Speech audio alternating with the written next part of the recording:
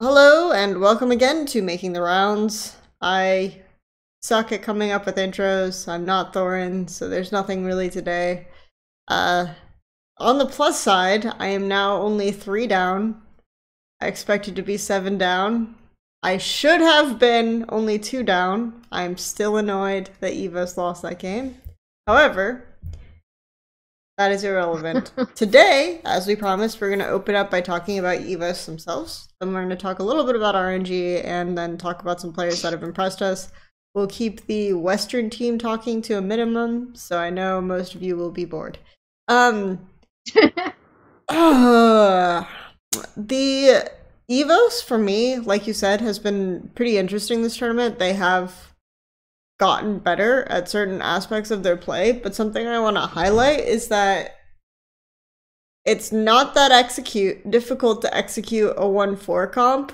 If a team like EVOS can come in and take everything except one Nexus turret from a major region. I'm just throwing that out there. Everyone says, but this type of 1-4 setup is just so difficult to execute. No, it's really not. In fact, it's more difficult to defend against, as you saw from Fnatic. But let me know, hit me hard, what has EVOS been doing really well this tournament, Emily? So I think the thing that has impressed me about EVOS, and again, like they have, so if we're looking at overall play, I would still put EVOS towards the bottom just because they do certain things that give up too much elsewhere, right? Which has always been my issue with them, especially when they do want to run these 4-1 comps. And I also think, especially towards the end, obviously Caps had those 2 1v1s, so people are going to point that out. But EVOS, I feel like they definitely could have leveraged their strengths a lot better to further split Fnatic and make them have basically make them do the tough decision making, right? Especially since Camille, as we talked about previously, she kind of does it all. Like, she's an insane split pusher, but she can also group with the team. And if there's one thing that I think EVOS is maybe getting better at, it's when to bring Stark into the team. But then you also saw in this game against Fnatic, I feel like they could have done that more, because that's where their execution got stuck. Like, in my opinion, EVOS really should have won this game. And they did not, partially because Caps just 1v1'd Stark twice when Stark was pushing. But instead of immediately going for the Nexus turret, that last Nexus turret, instead of immediately going for the base, they could have leveraged things a lot more to get the Baron and close out. So I think that is, when we're looking at EVOS, it's, this team is learning. I think they've improved a lot in terms of how to actually leverage their side lanes, despite the fact that going in, we were like, oh, they only know side lanes. We then saw them and they didn't play as much that way in their first few games. This game, to me, showed that they have improved in terms of what they can take from opponents when the opponents group. So, for example, a lot of people are pointing out the SOAS TP bot, and I think EVOS did a really good job of saying, okay, we're not even going to respond to this. This is going to set us ahead elsewhere, and we're okay with that because it's with the Camille, and that's what we want to do. And I think the EVOS of old would have probably tried to jump in and fight that. Or not the EVOS of old, like the EVOS of last week, would have probably tried to jump in and fight that. So I think that's where you've seen EVOS improve, and that's also still where they need to further improve. It's just these decisions around how they're playing out their compositions. Because I think in terms of, like, for example, this comp they got against Fnatic is super comfortable for them. It has the Azir for Warzone. It has the Camille for Stark. The Yijin is comfortable on Olaf. It's not great into Trundle, but that's whatever. Like, it was a good comp for them, and they know how to execute this up until a point. And it's just getting those last few decisions down. But they have improved in that. Their vision has improved somewhat, although it's still pretty rough at times. And then it's just a matter of like wave management and how they're using their waves on the map, which has also improved. Because previously, despite the fact they go in side lanes, I don't think they actually had a lot of good wave management around what they were doing in those side lanes. And I also think that's improved from them at this tournament as well. Yeah, okay. And rambling. So I think the couple things to highlight is that earlier on in this tournament, when we weren't really talking that much about EVOS, one thing that they were consistently doing on red side was this like Cassiopeia Ornn rotation. And that is really easy to counter. It was just really strange to me. Like you immediately pick strong solo lanes into that, and like you can counter both of those picks, and then you can make whatever composition you want out of it to avoid like kind of the all-in engage sort of team fight that EVOS were banking on. I liked their draft today much better. However, it highlights a problem, whereas it seems like Warzone's pool is really narrow in terms of the champions he can play, because the composition that they picked against Fnatic is actually really strong in the 4v4 and not just like the 1v1s. So if you think about it as like a 4-1 comp, it also matters that your 4v4 is going to be pretty strong. And I don't mind this OSTP because he was trying to get like the 4 ahead, because until Vlad gets to 6 items or whatever, there isn't really an answer to Camille. So you're either expecting the game to last that long, or you want to try to get your 4 ahead. But then again, you're playing against an Azir, you're playing against Zyra Khan. So that was weird, and like there were a lot of really poor Azir ults from Warzone and just things that didn't go to plan. That did not go well. Like, I didn't like Fnatic's draft this game at all, to be honest. Like, even in a situation where they're basically pushing as 4 against Camille, their siege is not really good. Like, overall, their siege isn't, they have to dive. They basically have to dive. So once they trade the inhib, you're at a point where, do we want to dive their Nexus turrets?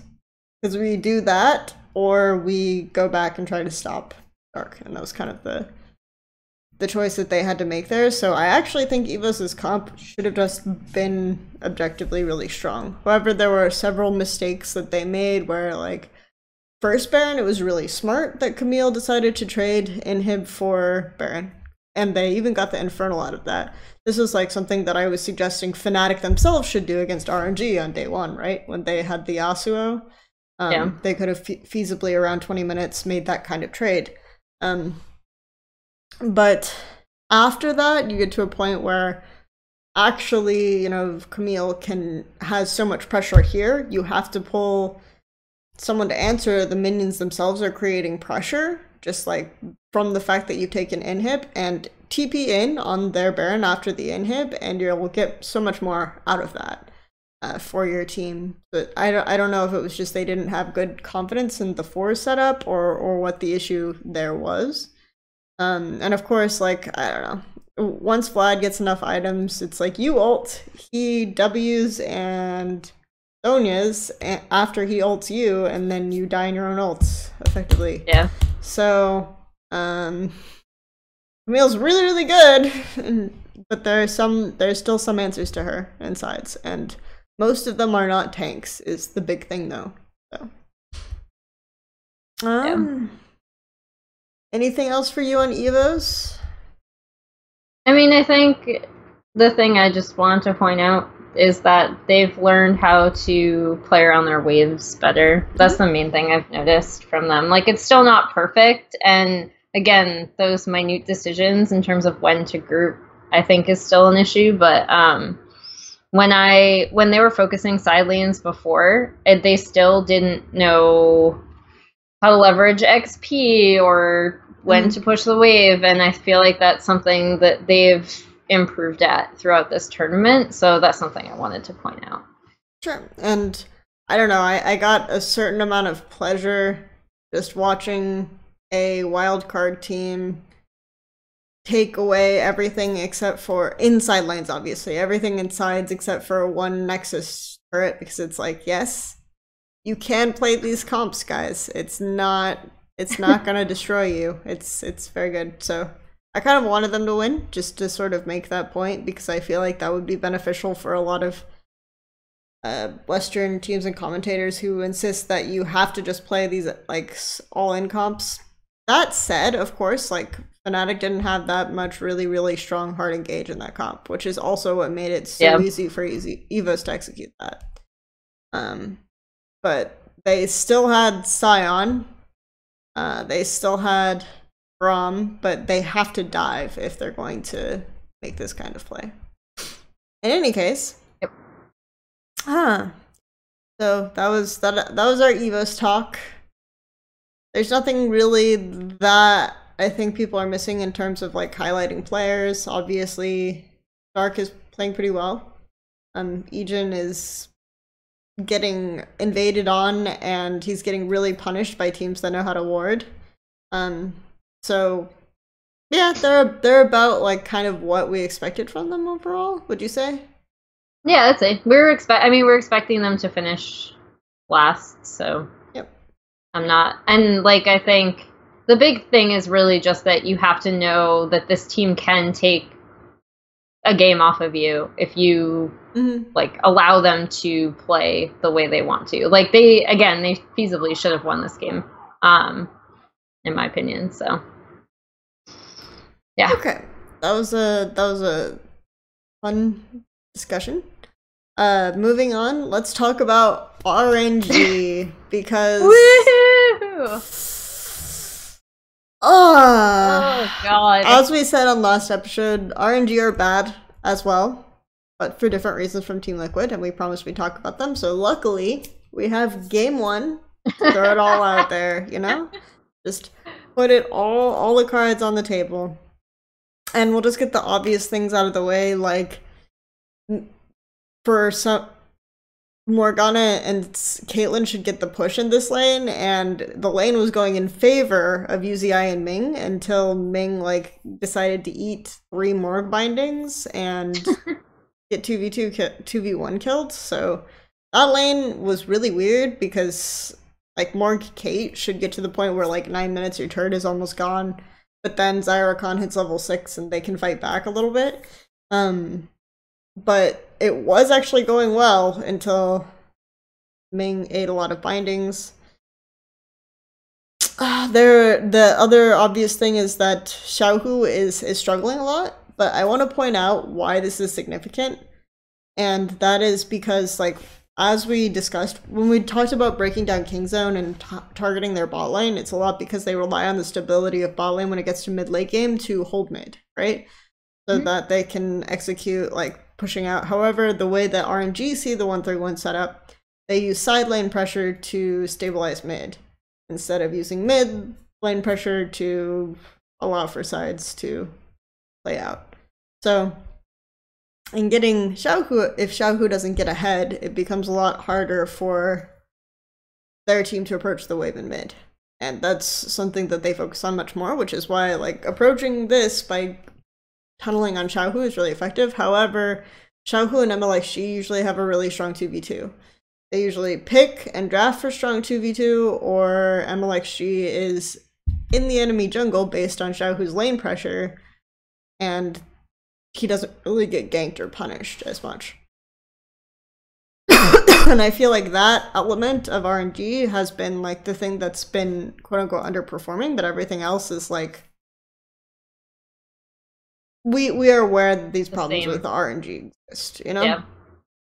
I think the most frustrating thing, and like kind of the mini rant I have about RNG, is that they had to choose, so because of the stupid sub rules, they had to choose whether they were going to bring 2 junglers or whether they were going to bring 2 top laners. And I'm not saying, wow, Zatai would make a huge difference. It would add another dimension to their team if they're going to continue to stick with MLXG.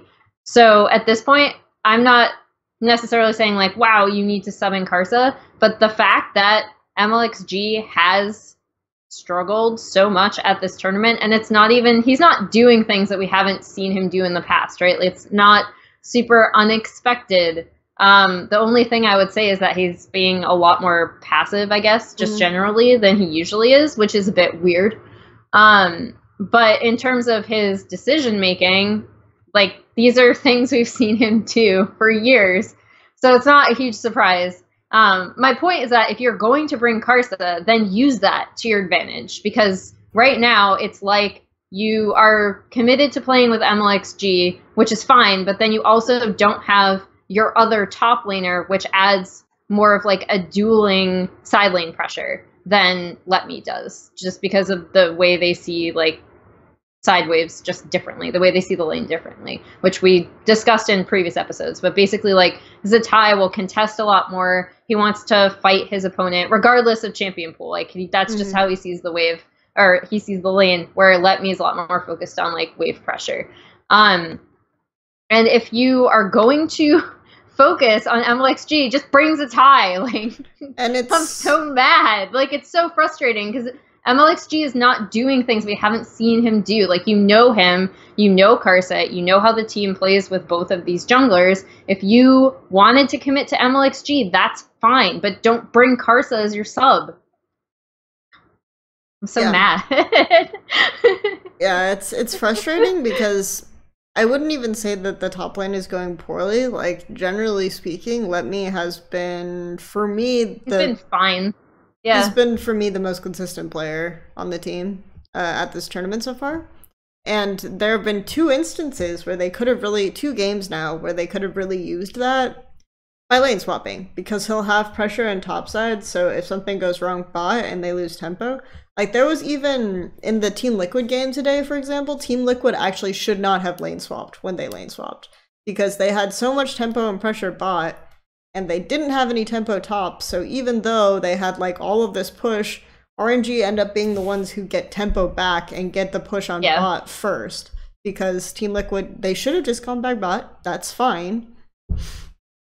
And then if they push out another wave bot or they pressured that 2v2, like, you're not in danger of losing Rift Herald. And if you do lose Rift Herald, right, you trade for this really hard anyway.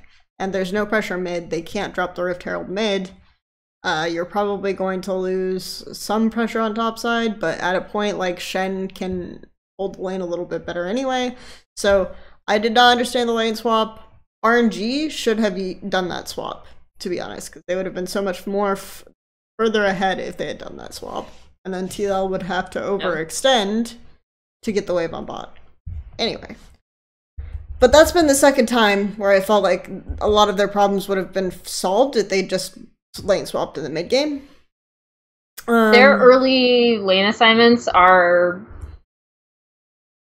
have been not good for RNG, like, consistently throughout this tournament. It's small decisions in terms of like when they want to contest something, especially on bot side. You even saw it in the Fnatic game as well, where they rotated Xiaohu down a few times when, like, you could have just backed off and let him get the push mid. So stuff like that is also something that not new to RNG, and something we pointed out going into this tournament is more like their mid to late game 1-3-1 setups is what you want to watch out for, especially when they do manage to get a Baron, right? And we saw that again in the Fnatic game today to some extent, but we also saw their early game against Fnatic, and while I know people are harping on Reckless laning against UZI, RNG's like early game in that was still not good. Like, they were contesting stuff that they did not have to contest, where they could have just leveraged that for pressure elsewhere. And that's also what was their undoing early in TL, despite the wonky lane swap that I also had in my notes. Why are you doing this? I also think that the TL Baron setup was lucky that Xmithie got that steal. Part of the issue is that RNG could answer their Baron because they didn't have pressure on bot side that was effective. Like, that lane was just pushing, so they still had time to answer, and it was stacking for Let Me to get it whenever he wanted to, basically. So it wasn't like, and then Impact's like, oh yeah, I should be fast pushing this more. And then RNG are engaging mid, and fuck, okay, I have to TP in, and the wave is still fine. The wave is still fine. So I don't know. It was just a really weird setup. And then they didn't get good vision control off of that either. So people say, oh my gosh, TL are so much better in the 1-4 when Impact is the 1. And it's like, yeah, I do agree that was improved. But you're playing Shen, so he probably feels more confident knowing that his ult is going to trigger before the TP, before his opponent's TP or whatever. But it still wasn't like as there as it needs to be, I guess, for me. Whereas I feel like watching RNG versus Fnatic game, after the one pivotal fight mid, Fnatic never got tempo insides again, basically. So yeah, it was and just really weird. that's RNG's strength. Like that again. Like once they got that, they team fought mid, they got Baron, and then it was fine. But like the RNG early game is still like. Yeah, it's still problematic. Like you don't have to contest pretty much all split. You don't have to contest certain things. Bad.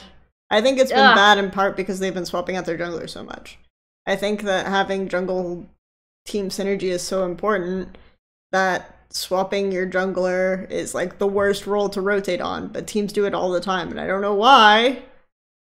Probably because they think that this is the easiest way to change like the way the team plays, or to have multiple different types of team styles is changing this position, which I agree. But the reason why is because the jungler has so much control and so much influence over how your team plays, and he has to have like really, really good communication and synergy with all these lanes. And it's like, well, if they're using SKT as an example, it's like, well, it has really worked out well for SKT in recent years, hasn't it, guys? Like, they had one kind of gimmick that worked really well, and that's partly because Bengi has been with the team for so long that he just is going to synergize super well with Faker anyway, probably, if you sub him out, whereas, like, you aren't having junglers and organizations that have been with teams long enough for that kind of thing to exist. And I mean, obviously MLXG is going to be close because he's been played with Xiaohu forever, but yeah. And it's just frustrating because I think, again, one of RNG's strengths throughout this split was how they used both of their top laners differently. And if you were just going to commit to having MLXG, again, that's totally fine. But now they seem committed to MLXG, they have a sub that they're not using, and they can't change up the top lane in order to try to give a different early game look. Because although it doesn't solve their early game problems, like they still have the same early game problems with the Zatai, but Zatai draws a different amount of pressure topside that they can use elsewhere on the map. And it's just a slightly different look that I would have liked to see if they are this committed to having MLXG with Xiaohu. And obviously it's a little weird because they've only played 2 red side games, but in almost every instance RNG are not playing for counter pick mid. So given how important it is for them to have mid control and how important it is for them to have like Xiaohu getting ahead and having pressure inside, it's weird for me to see them not counterpicking mid in any of their games so far this tournament. So there's that aspect as well. It's just really odd. So anyway, I think that's a pretty good summary of RNG and EVOS. Look forward to the RNG game where they sub in Karsa and pick a super experimental team composition and still lose, by the way. Because I feel like that's just on the horizon. They had a tendency in regular season to do this thing where they pick just so hard for compositions that they end up with like 3 losing lanes. It was pretty miraculous. It was always with Karsa. I felt so bad for him. Then they would lose that game and they'd sub out Karsa and be like, yeah, this is your fault, by the way. Karsa was the problem. Like, no.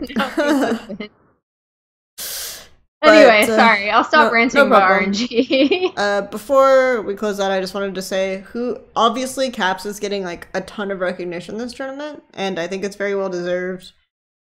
He was my pick for MVP this spring, not Reckless. And I think it's kind of clear from this tournament why. But even though Reckless got it, and my vote doesn't count anymore because I'm no longer a journalist and I have to submit votes with my team. But the question that I wanted to ask you again is are there any players who you feel like have kind of gone under the radar who you think have just been performing really well? Gone under the radar. So this is kind of weird because I was going to talk about Mugen because I did not expect him and Maple to show up, I guess, as well as not Maple necessarily, but like I did not expect Mugen to show up as well as he has based on what I saw from him this season.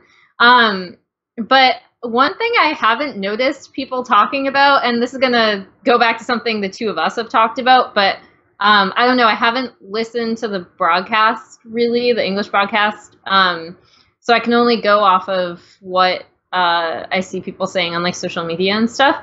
But I feel like Sword Art has weirdly gone under the radar. I don't see a lot of people talking about him. Maybe it's just because my bubble, like I don't know if they've talked about him on the broadcast. But I think like most people are saying he's the best performing support of the tournament, so then that's just my blinders in terms of like, because I try not to pay attention to things until we do these, so I can just go in blind and talk about what I see. Since I can only understand like a quarter of the Korean cast, and it's already super memey anyway. Yeah. So on Flash Wolves, I think Sword Art is having a phenomenal tournament, so I'm happy to hear from your side that people are actually talking about him. And then also, like, Mugen showing up is not something I anticipated. I think that he's playing really well around, like, the team is playing well around him, and he's playing really well with the team, just not something I expected, because sometimes their issues were transferring that bot side pressure that they tend to get to mid jungle and also to top side at times. And today against Kingzone, we even saw them transfer that top side, and I was like, "Whoa, how did this team suddenly get this good?" So it makes me happy to see that that Mugen is working well with the team in a surprise. Like, it's just a surprise to me, I guess, because even based on their games against Gambit and then obviously their finals and their regular season, I was not expecting him to do as much for the team as he has and work as well with the team as he has, despite the fact that I'm not like, oh man, Mugen is like super god jungler. That's not what I'm saying. It's more like how he's working with the team and how they're transferring pressure from lane to lane to lane. Regarding Caps, though, also, I feel like every game he has a bad early game trade in some sense, and then so they require Broxer or someone from another lane to help him go and back. It's kind of funny, but it's beside the point. Because it works out for them because diverting those resources obviously turns him into a monster. But yeah, you end up in it's just a very funny detail to notice. I guess for me, if I had to talk about an under the radar tournament MVP or something like this, I can't even answer my own question. It's a terrible question. Yeah, it's tough because I'm looking at, I'm like, ew, RNG, no one on Team Liquid, no one even on Kingzone. Really. I actually think Hanabi has been really good. I would say that this isn't really a tournament where people are really talking about top laners, but I actually think Hanabi and Let Me have been performing really weirdly well within the tank role because they're very good at like exerting a certain amount of pressure. And Hanabi actually, even if Hanabi ends up, I kind of made the joke, someone made the joke to me that Hanabi is the ultimate NA top laner because he just sits mid, right? He just doesn't care anyway, but he actually goes mid on very good waves, generally speaking, and he had the highlight Yasuo game, which was really cool to see today. So I don't know. I think Hanabi has been performing pretty well, like better than I expected of him at least. I would agree with that. Yeah, and then Let Me is consistently getting advantages for RNG that they don't use. So I guess those would be my under the radar Good old RNG early game. tournament MVPs for now. One thing that was cool to see from Hanabi today was the Yasuo game, because people might not know that he played it a ton when he was a mid laner previously, and so that's a champion that he's actually like we've seen a lot of Yasuos at this tournament. So for this specific game, it was cool to see Flash Wolves recognize that that was another thing that they could use with Hanabi specifically, because he's super comfortable on that champion. So good. If we start talking about Flash Wolves, I'm not going to shout out about how good their drafts have been the entire week. So it's just really impressive. At 6-0, they've qualified, right? Automatically. Yes, they have officially qualified. So congrats to them. They're the first team. We have time to talk about them, theoretically. Really quick predictions for tomorrow, since we're now firmly into the second round. The back half. Yep.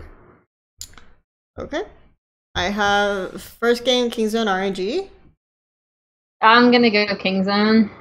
Yeah, I think that finally we're seeing kind of Kingzone have decided, alright, we are going to get tempo jungle, we're going to get wards down first, we're going to play strong lines, we have had it up to here with this really terrible lack of mid-pressure comp stuff that we're doing, so I think this should be fine.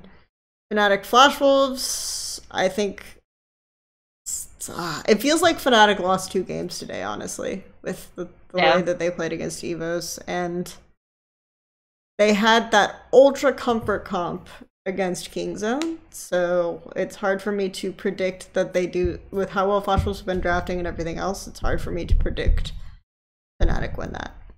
You? Yeah, I'm also going Flash Wolves. Okay, so Kingzone Flash Wolves, TL versus EVOS.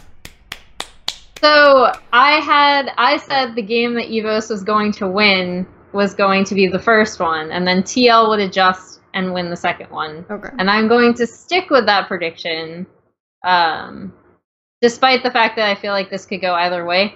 Yeah. But so I won't be shocked if TL win, but that was what I said in the very beginning, if you remember, in the first big preview episode we did. So I'll stick with it. I'll take TL on the rematch. See, and I said the opposite. I said they'd lose the first one and win the second one. So I'm going to go with EVOS. Sticking to my own word, just like I did yesterday, you know, my predictions. RNG versus Flash Wolves. So Flash Wolves are good at what RNG is bad at. It's, I mean, again, like with RNG, it's not impossible that they beat Flash Wolves. It's not even impossible that they beat Kingzone. I think the issue is that I have no confidence in their early game, and I have a lot of confidence in Flash Wolves' early game. They're making the same mistakes. Like, there have been a lot of teams that have made a wide variety of mistakes, but RNGs have been pretty consistent, which suggests they've been consistently, that they're very stubborn about them. So I think Flash Wolves also for this game. Kingzone EVOS? Kingzone. Okay. And then TL versus Fnatic, the Redux. The rematch.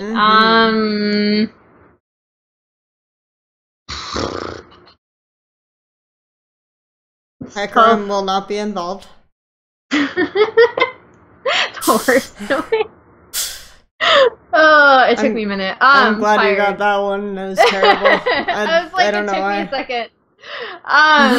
I'll take Fnatic still. Again, I think this could be really close. I think, so weirdly enough, despite the fact that people have had very dramatic reactions to both Team Liquid and Fnatic and how they've played, I think RNG, Fnatic, and TL are a lot closer to each other than people would like to think.